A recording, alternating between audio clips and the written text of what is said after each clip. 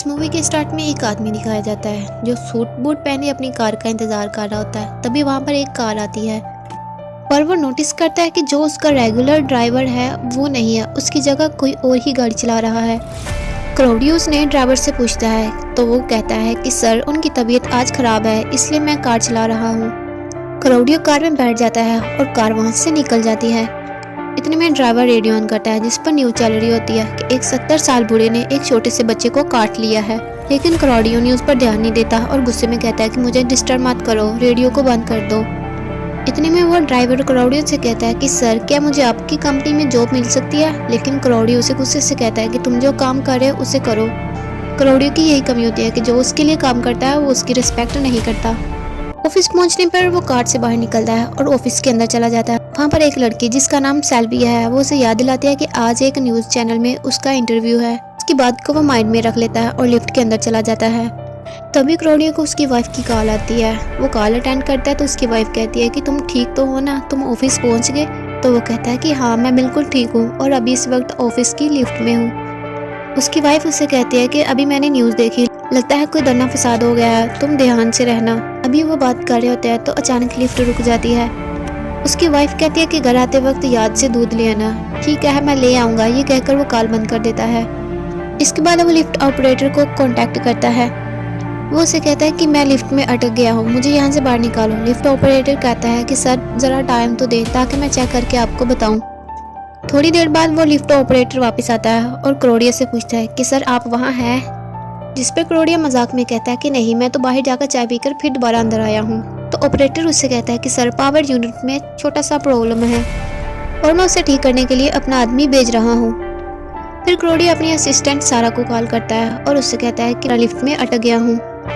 सारा आगे से कहती है कि सर मैं सिचुएशन को थोड़ी देर के लिए ही हैंडल कर सकती हूँ, सब लोग आपका इंतजार कर रहे हैं। फिर क्लॉडियो एक सिगरेट जलाता है और उसे स्मोक करने लगता है। तभी उसे वहाँ पर किसी की चलने की आवाज़ नहीं देती है। क्लॉडियो दोबारा लिफ्ट ऑपरेटर को कॉल करता है और कहता है कि इतनी देर क्यों लगा रहे हो तुम। वो कहता है कि सर मैंने अपने आदमी भेजे हुए हैं लेकिन वो अभी तक वापस नहीं आए और ना ही उनसे मेरा कॉन्टैक्ट हो पा रहा है। क्लॉडियो उसे कहता है कि मुझे अपने आदमियों का नंबर दो, मैं खुद ही उनसे बात कर लेता हूँ। जैसे क्लॉडियो उनसे बात करने के लिए कॉल मिलाता है वो कॉल अटेंड करते हैं लेकिन वहाँ पर किसी के चीखने की आवाज़ें सुनाई देती हैं जैसे उन पर किसी ने हमला किया हो। तभी क्लॉडियो का कॉल भी कट हो जाता है। क्लॉडियो अपनी घड़ी चेक करता है तो पता चलता है कि मीटिंग के लिए अब वो काफ़ी लेट हो चुका है, इसलिए वो खुद ही लिफ्ट का दरवाज़ा खोलने की कोशिश करता है लेकिन वो ऐसा नहीं कर पाता। थोड़ी देर बाद वो फिर ट्राई करता है लेकिन इस बार वो लिफ्ट का थोड़ा सा दरवाज़ा खोल लेता है। उस गैप से वो बाहर चलाता है और कहता है कि क्या कोई वहाँ है, मैं यहाँ पर फंस गया हूँ, मेरी मदद करो। पर वहाँ पर कोई नहीं आता। वो लिफ्ट का दरवाज़ा और खोलने की कोशिश करता है लेकिन उसे वो दरवाज़ा नहीं खुल पाता।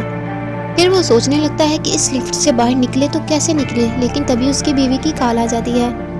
वो क्लॉडियो से कहती है कि काफ़ी देर से कोई हमारे दरवाजे पर खटखटा रहा है और मुझे बहुत डर लग रहा है। क्लॉडियो से कहता है कि वो कौन है, लेकिन उसकी बीवी कहती है मैंने काफ़ी दफ़ा पूछा कि बाहर कौन है लेकिन कोई जवाब ही नहीं दे रहा। क्लॉडियो से कहता है कि तुम पुलिस को कॉल करो, लेकिन वो कहती है कि मैंने कई बार पुलिस को कांटेक्ट करने की कोशिश की लेकिन पुलिस से कांटेक्ट नहीं हो पा रहा। उसकी वाइफ बहुत ही डरी हुई होती है क्योंकि उसे अब कुछ भी समझ में नहीं आ रहा कि वो क्या करे। क्लॉडियो अपनी वाइफ से कहता है कि तुम ऊपर जाओ और बेडरूम का दरवाज़ा जाकर बंद कर लो। वो ऐसा ही करती है। वो क्लॉडियो से कहती है कि प्लीज़ तुम जल्दी घर आ जाइए। उसे कहता है कि यार मैं यहाँ लिफ्ट में अटका हुआ हूँ, जैसे ही यहाँ से फ्री होता हूँ सीधे घर ही आऊँगा।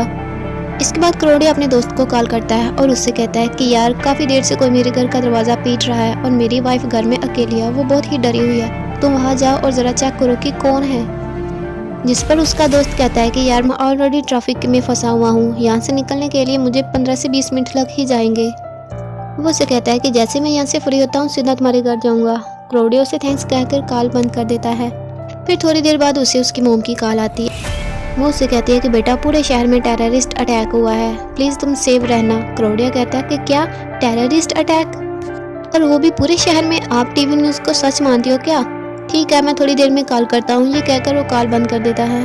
तभी कुछ लोग लिफ्ट के सामने से भाग रहे होते हैं और बचाओ बचाओ कह रहे होते हैं। क्लॉडियो उन्हें कहता है कि यार मुझे यहाँ से निकालो, फिर मैं आप लोगों को भी बचाऊंगा। भागते भागते वहाँ पर एक लड़की गिरती है। वो कोई और नहीं बल्कि क्लॉडियो की एक्स गर्लफ्रेंड ही होती है। वो क्लॉडियो से कहती है कि क्लॉडिया प्लीज़ मुझे बचाओ। क्लॉडियो उससे पूछता है कि बाहर क्या हो रहा है। इतने में कोई उस लड़की को पीछे खींच कर ले जाता है।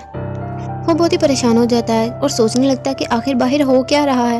इतने में 2 ज़ोंबी उस पर आकर अटैक करते हैं। ज़ोंबी को देखकर तो क्रोडियो बहुत ही घबरा जाता है। फिर उन ज़ोंबी को पीछे से आवाज़ आती है। वो दोनों उस आवाज़ के पीछे चले जाते हैं। तभी क्रोडियो के फ्रेंड की कॉल आती है। क्रोडियो उसे कहता है कि तुम अपनी जान बचाओ और सेफ जगह पर चले जाओ, लेकिन उसका फ्रेंड इसकी बात को समझ नहीं पाता और कहता है कि यार यहाँ पर बहुत ही ज़्यादा ट्रैफिक है। इतने में उसके फ्रेंड के ऊपर ज़ोंबी अटैक कर देते हैं और क्रोडियो समझ जाता है कि अब मेरे दोस्त के ऊपर भी ज़ोंबी ने अटैक कर दिया है। क्रोडियो ज़ोर ज़ोर से रोने लगता है। फिर क्रोडियो को अपनी बीवी की याद आती है। वहाँ का हाल जानने के लिए वो अपनी बीवी को कॉल करता है, लेकिन कई बार कॉल करने पर भी उसकी बीवी कॉल नहीं अटेंड करती, जिस पर क्रोडियो बहुत ही ज़्यादा परेशान हो जाता है। फिर वो सारा को कॉल करता है, लेकिन सारा भी इसकी कॉल अटेंड नहीं कर पाती। फिर वो लिफ्ट के बाहर से देखता है कि शायद कोई मेरी मदद करने के लिए आ जाए। फिर अचानक से एक ज़ोंबी लिफ्ट के अंदर से ही उस पर अटैक करने लगता है। क्रोडियो लिफ्ट के अंदर की एक रॉड उठाता है और उसी रॉड से उस ज़ोंबी को मार देता है। लेकिन तभी क्रोडियो को बाहर से किसी की आवाज़ आती है। क्रोडियो लिफ्ट के अंदर से देखता है कि वो सिल्विया होती है। वो सिल्विया से हेल्प मांगता है। फिर वो दोनों मिलकर लिफ्ट का दरवाज़ा ओपन करने की कोशिश करते हैं, लेकिन वो दोनों दरवाज़ा खोलने में नाकाम हो जाते हैं। तभी क्रोडियो के हाथ से वो रॉड नीचे गिर जाती है, जिसकी आवाज़ सुनकर सभी ज़ोंबी इनकी तरफ अट्रैक्ट होने लगते हैं। क्रोडियो सिल्विया से सॉरी कहता है और उसे अंदर खींचने की कोशिश करता है, लेकिन वो अंदर नहीं जा पाती, इसलिए वो क्रोडियो से सॉरी कहकर वहाँ से भाग जाती है। फिर एक ज़ोंबी लिफ्ट के अंदर से ही क्रोडियो पर अटैक करने की कोशिश करता है। इतने में कोई उस ज़ोंबी को पीछे से मार देता है। पता चलता है कि सिल्विया ने इस ज़ोंबी को मारा होता है, लेकिन तभी 2 ज़ोंबी वहाँ आते हैं और सिल्विया को अटैक कर देते हैं। वो हिम्मत करके अपनी वाइफ को दोबारा से कॉल करता है। बहुत बारिंग करने के बाद उसकी बीवी आखिर कॉल उठा ही लेती है। क्रोडियो खुश हो जाता है कि शुक्र है मेरी बीवी अभी तक जिंदा है।